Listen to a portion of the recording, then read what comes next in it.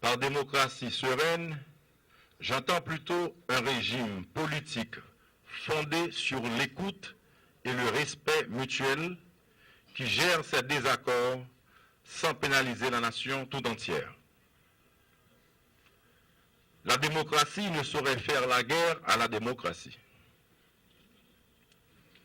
D'autres fronts nous appellent urgemment, plus grands, plus nobles, plus utiles à la société.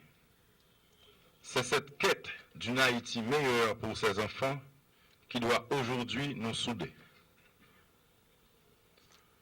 Honorables parlementaires, chef de l'État, je dois assumer la bonne marche de l'ensemble des trois pouvoirs et je ne saurais prendre parti pour un pouvoir contre un autre.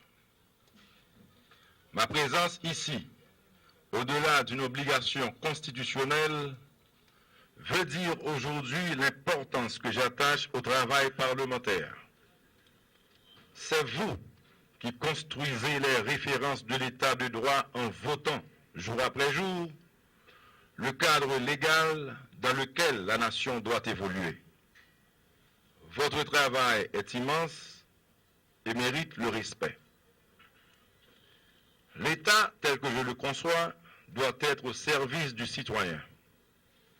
Ceci exige l'harmonie dans l'action de chacun des trois pouvoirs, une bonne gouvernance, une administration publique efficiente et professionnelle, un système judiciaire indépendant et intègre, et une police nationale qui, dans ses actes, doit être garante du respect des vies et des biens. Cet état de droit, je le veux offert à tous, sans exclusion et sans exclusive, garantie des libertés individuelles et des droits de la propriété. L'année écoulée, nous avons chacun de notre côté fait de notre mieux pour faire progresser Haïti. Cette année, pour faire émerger Haïti, nous ne pourrons le faire qu'ensemble.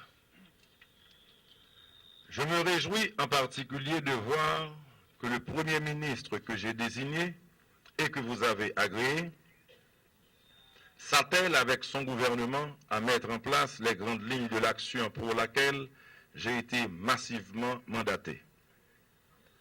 Il vous en a tantôt présenté les points d'orgue. Jamais je n'arrêterai d'insister pour que l'Haïti de misère, d'égoïsme et de mendicité qui a prévalu jusqu'ici disparaisse à tout jamais pour faire place à une Haïti vibrante, dynamique, prospère, équitable, résolument tournée vers l'avenir. Je pense ici particulièrement au monde rural. Le temps de rendre justice à la paysannerie haïtienne. Ce temps est arrivé. Cette composante de notre société, trop longtemps, a largement payé son dû sans rien recevoir en retour. Il est temps, il est grand temps, à un moment où une nouvelle génération est au pouvoir, de promettre une réponse aux paysans. Au gouvernement, je réitère ma demande. Du Parlement, je sollicite le concours de la population, sa participation active. Il faut que l'État s'engage à investir massivement dans le milieu rural pour préserver les infrastructures existantes, en créer d'autres et offrir des services aux agriculteurs qui leur permettront d'engendrer des gains de productivité substantiels. Mais nous ne devons pas oublier que le paysan est aujourd'hui demandeur de villes. Poussé hors de chez lui par des politiques économiques irresponsables, refusant l'isolement de l'habitat dispersé, voulant faire bénéficier ses enfants des bienfaits de l'instruction, le paysan vient en ville en quête de mieux-être, que la ville, de son état actuel, ne peut lui offrir. C'est pour cela que la question paysanne ne peut être abordée sans une vraie politique d'aménagement du territoire. Aménager le territoire, c'est s'assurer que l'on a mis les bonnes infrastructures aux bons endroits, que l'on a pris en compte les besoins des populations pour dimensionner et assurer les services de base. C'est s'assurer que les investissements, la revitalisation de l'économie se déploient sur tout le territoire et qu'on ne se limite pas à la République de Port-au-Prince. C'est la base de la déconcentration et de la vraie décentralisation. C'est la base d'une vraie restauration de l'environnement urbain et rural. C'est l'une des priorités d'une gouvernance du changement. L'aménagement du territoire, c'est s'assurer d'une harmonie entre la population, le territoire et les investissements pour créer un cadre de vie décent et ouvrir des perspectives économiques au plus profond, du pays jusqu'ici en dehors. Au chapitre des forces de défense, je saisis l'occasion de projeter ma vision qui reste celle de la mise sur pied d'une nouvelle force de défense de notre territoire. Ce faisant, l'État retrouvera sa souveraineté et préparera au fur et à mesure la relève de la MINUSTAH. Cette force de défense reprendra le contrôle du territoire et de ses frontières, prêtera main forte à la police en cas de nécessité. Elle interviendra aussi en cas de catastrophe naturelle et remplira ainsi sa mission constitutionnelle. 2012 également devrait être, selon mes vues, l'année de la dynamisation de l'économie. Oui, j'encourage le gouvernement à lancer une révolution de la croissance en choisissant les stratégies, en structurant les institutions, en travaillant avec toutes les parties prenantes et en menant des actions cohérentes dans les secteurs prioritaires suivants. La production végétale, la production animale, le tourisme, le logement et la construction, le vêtement et l'industrie légère. Je voudrais voir ces 5 secteurs prioritaires supportés par 5 secteurs transversaux qui sont la construction et les infrastructures, un apport en capital pour le secteur des PME, les technologies de l'information et de la communication, en sachant que la technologie est le moteur de la compétitivité. L'éducation et la formation professionnelle qui répondent à la demande des secteurs prioritaires pour des compétences spécifiques. Et enfin, un cadre propice aux affaires obtenu grâce à un partenariat privé-public à travers des réformes de politique publique et la promotion systématique de l'entrepreneuriat.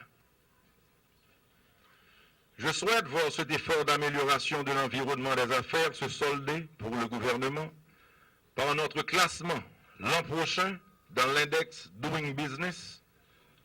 Notre objectif est de passer de la 162e place à un niveau nous rapprochant de nos voisins de la région.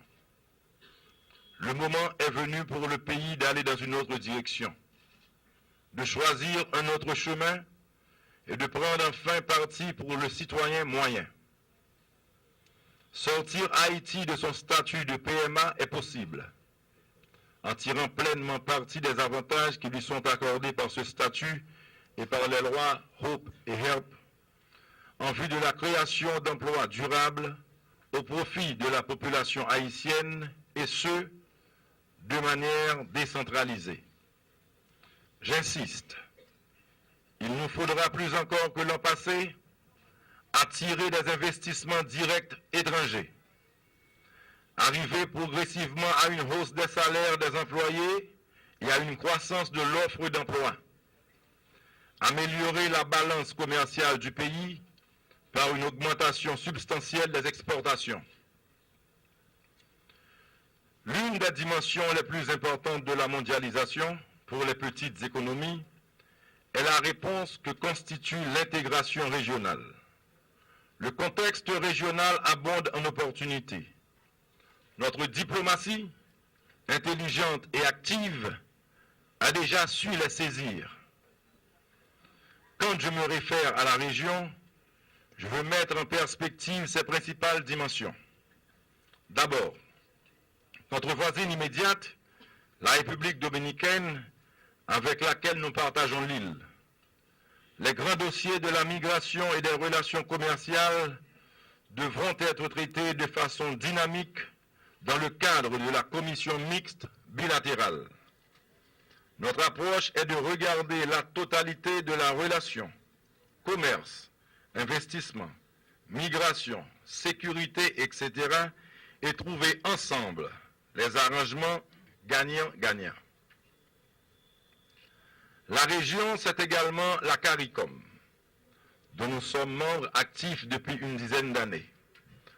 Nous devrons explorer plus en profondeur avec eux et avec la République dominicaine le potentiel qu'offre l'accord de partenariat économique CARIFORUM Union européenne. L'année 2011 nous a aussi montré l'importance vitale pour nous des relations avec l'Amérique latine et la Caraïbe. Notre stratégie de développement demande que nous revisitions nos rapports avec les grands du sous-continent. La stratégie d'intégration et de sécurité énergétique au niveau de l'Amérique latine et de la Caraïbe retiendra également notre attention. En ce qui concerne nos grands partenaires économiques, financiers et techniques dans le domaine de la coopération, je ne peux que souhaiter l'amélioration de l'efficience de celle-ci et la continuité de leur support. À ceux qui auront souffert des conséquences du séisme ou d'autres catastrophes naturelles, il s'agira de fournir les moyens de reconstruire en mieux leurs communautés respectives